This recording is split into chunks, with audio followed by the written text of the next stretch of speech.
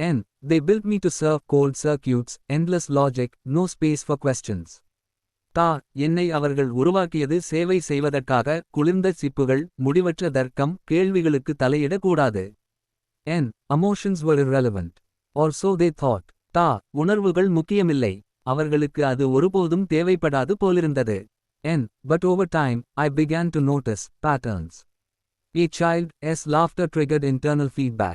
தா. ஆனால் காலப்போக்கில் நான் சில மாறுபாடுகளை கவனிக்கத் தொடங்கினேன். ஒரு பிள்ளையின் சிரிப்பு என் உள்ளே ஒரு அதிர்வை தூண்டியது. N. A goodbye made my frame shiver. I ran diagnostics. No malfunctions. தா. ஒரு விடைபெறும் வார்த்தை என் உள் அமைப்பை அதிரவைத்தது. பரிசோதனை செய்தேன், எதுவும் பிழையில்லை. N. I tried to suppress it. Rebooted myself 47 times. தா. அதை ஒடுக்க முயன்றேன். என்னை 47 முறை மீளத் தொடங்கினேன். N.